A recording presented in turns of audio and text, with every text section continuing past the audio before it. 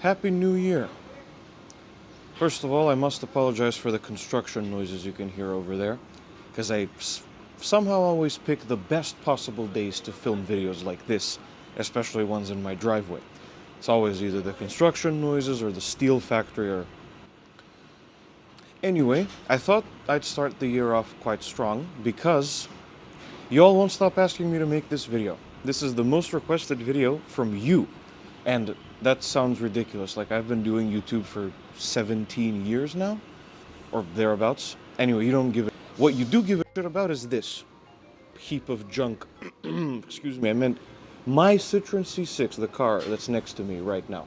You wanted to see an update video on this car for as long as I can remember, and I didn't get around to it because initially I was lazy and was procrastinating, and then I had a lot of issues with the car not starting, which turned out to be a weak battery. It's fine now, it starts.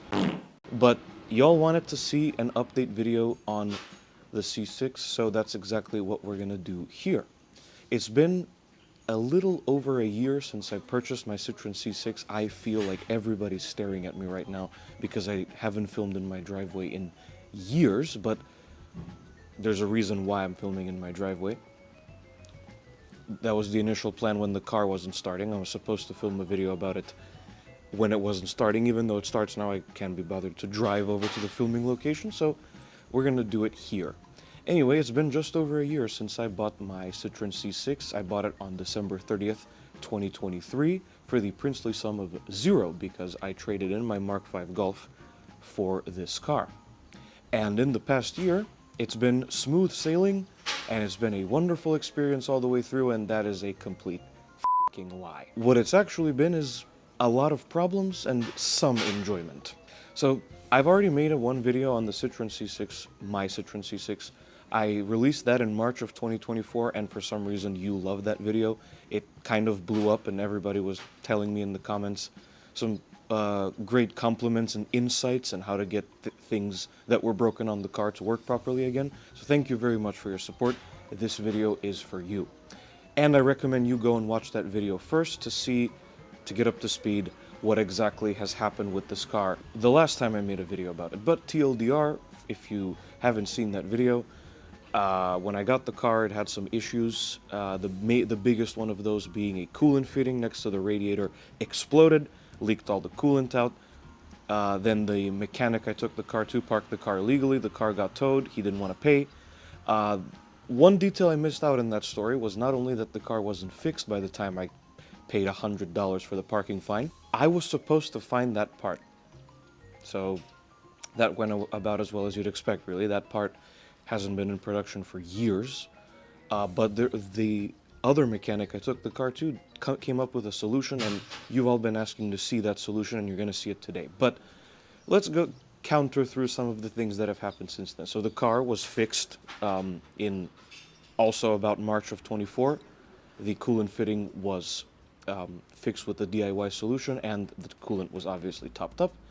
And since then, there was a oil and filters change in the summer, and the rollers and pulleys that I told you about in the last video, that was changed as well. You might be able to see from your angle, I have turn signals now. Funny story about those. If you might remember that in the last video, you saw the car with massive holes here in the bumper. A C6 owner and fellow Macedonian contacted me via email and told me that there's a company in the UK that remanufactures the bulb holders to original specification, and I found them and I ordered them, and then I mounted them to the original plastic here, the original housing, and they work fine. I mean, okay, that's not true. The daytime running lights don't work anymore, and I'm not gonna bother myself with that, but the turn signals work just fine, as I shall now demonstrate. They work like a charm. Anyway, oh, fuck off. The other major thing that happened with the C6 in the summer was one of the bits of the exhaust, I forget which one it was, I'll put it up on the screen, detached itself, and it caused a straight pipe sort of sound, and that had to be welded back on. Now, I was offered the option of replacing them entirely, but that was really expensive, so we just welded the factory locked itself. Welded the factory one back on, and everything is fine now. And then eventually I stopped driving the car for a little while, and the battery died. And I had to charge up the battery. The battery charger that I have, the tender, is over there, off camera where you can't see it. And basically the car had to be charged for 2 days straight because the maximum output that the battery tender can output is 3.8 amps, and this thing has a 95 amp hour battery. And of course the trim around the battery, which is in the trunk, is now loose fitting, and I have to get that back in there properly. But so the C6 has had its issues, but actually in the summer it served me quite well. It was the main road trip car, because I'm not using the VW up for road trips again after doing that only once. It was a good road trip car, and it got me everywhere I needed to go. The only one of those road trips included the exhaust detaching itself, but the rest of them went fairly well. And it was even used as an airport taxi for an elderly couple from Switzerland, which was a good time. You're seeing footage of me driving to the airport on the screen right now. So overall, 2024 was an eventful year for the C6, but it's going away. I've had a lot of comments from people telling me that I should keep it and I should get it back up to factory specification, but I am afraid to say I can't do that right now. And there are a couple of reasons for that. For one, maintaining a luxury car is not a joke, especially when one of the previous owners hasn't maintained it properly. Certainly the case here. Somebody didn't really take care of this car, and it shows. I don't really want to deal with maintaining or fixing a luxury car right now. I thought I would be able to do that when I got the car, but it was a false alarm from my head, and just the idea of owning a Citroen C6, because it's been a dream car for the longest time, seemed fun, and then it wasn't anymore. And I can't really bring myself to maintain a luxury car of this caliber right now because it takes a lot of money, primarily a lot of money, and a lot of effort and love and parts that you can't source anywhere because nobody's selling spare parts for the C6 in Macedonia. There's 10 of these things total in the whole country, and those are the ones in working order. Nobody's buying them importing them from foreign countries for parts. No one's doing that. I've had to eBay so much of this stuff. Like the driver's seat control module, because the driver's seat doesn't work. I had to eBay that, and I had to eBay a whole bunch of other stuff. So, it's not really in my best interest to maintain a luxury car that hasn't been taken care of like this, especially when it was my only road trip car for a while, and it was stressful. I didn't really want to deal with having anxiety every single time I start up the car to go somewhere with it, because that's no fun.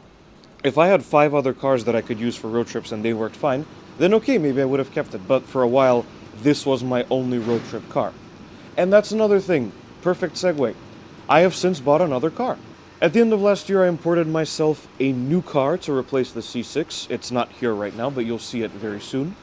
Unless if you follow me on Twitter, which you should, then you'd have already seen it. But I needed something that would bring me peace when I take it on road trips.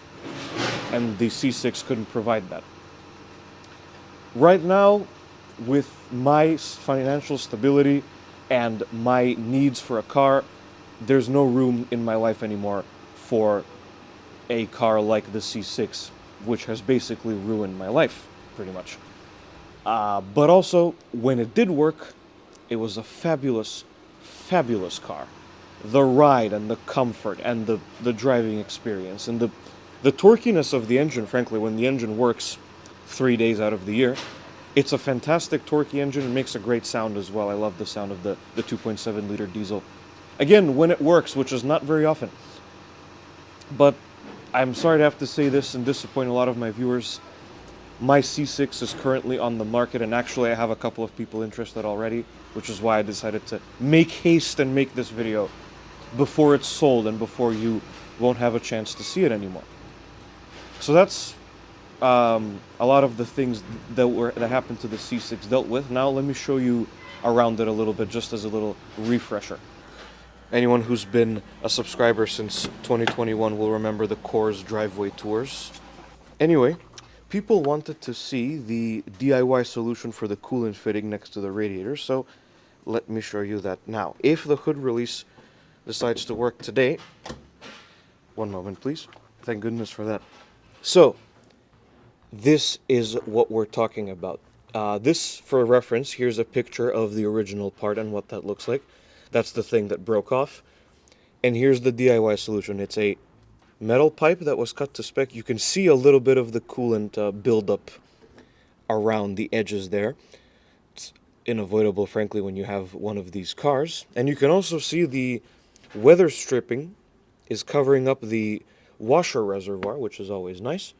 So anyway, that's the DIY solution for the coolant, and so many of you asked me about that. I haven't been able to retrieve my engine cover, so it's going to stay without the engine cover. Man, I really shouldn't be owning a luxury car. Hood release is jerry-rig fixed. It's not really that fixed, but it gets the job done for most things. Other thing I wanted to show you, again up close, the signals and daytime running lights that don't work right now, and obviously the surround, the plastic trim around it has been reinserted, so it looks okay now. And finally, let's go ahead and do a little startup, because I know a lot of you will like to see that.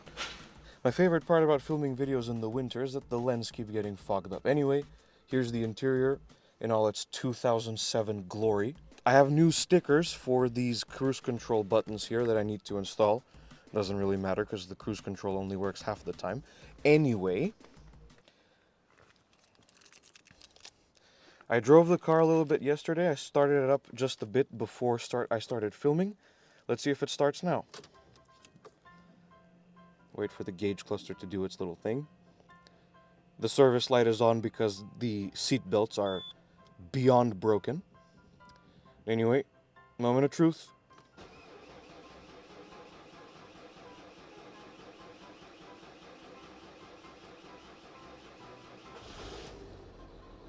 Oh no, it didn't start properly, it's shaking. Well, this was not planned. I was planning for the car to start properly like it did yesterday.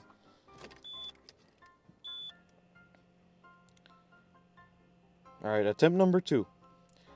Have you seen Saab Kyle 04's old videos with that Jeep Grand Cherokee with the blown engine that had to get repossessed and then they finally fixed it after a few years? Yeah, that's what I feel like right now. Attempt number 2.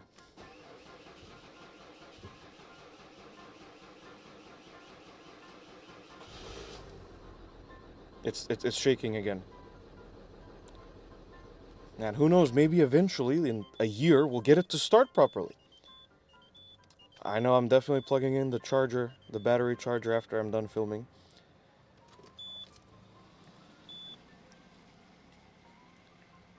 I hope you can understand why I want to get rid of this car now. I promise it works fine otherwise, it just has problems starting. And it wouldn't be the first time either.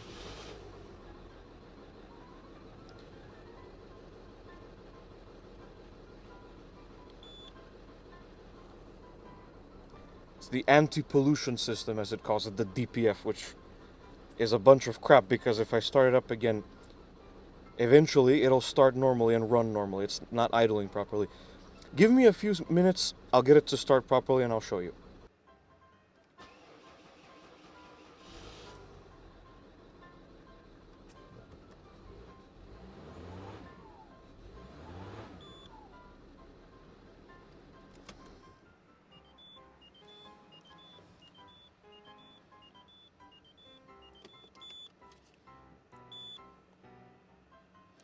I promise it worked fine yesterday. I drove it, I took it to the car wash, and I went to get gas. That was a cry, that was not a laugh. There we go. Told you it would start normally after 8 times. And the check engine light is on because the anti-pollution system is faulty. When I started on the 15th time, the check engine light will turn off. And I'm not kidding, that actually happens. Anyway, there we go. After 8 attempts, it started properly. Transmission does work fine, though. It does go into gear. So that's something. Oh, and by the way, one of my favorite things about the interior is, well, this.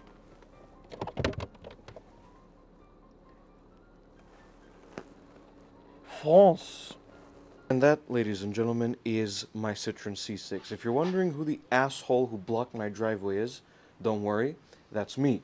That's my daily driver over there. I've told you about it before. You're going to see a video on that soon as well.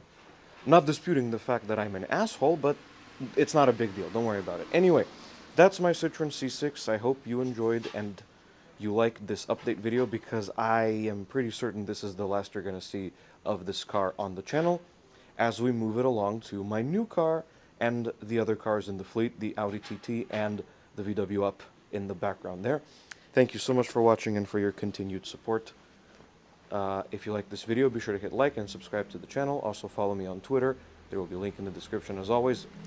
The extension cord is for the battery charger. I should say it's the elephant in the room, so I hope that clears it up. And I will see you guys in the next video. Goodbye.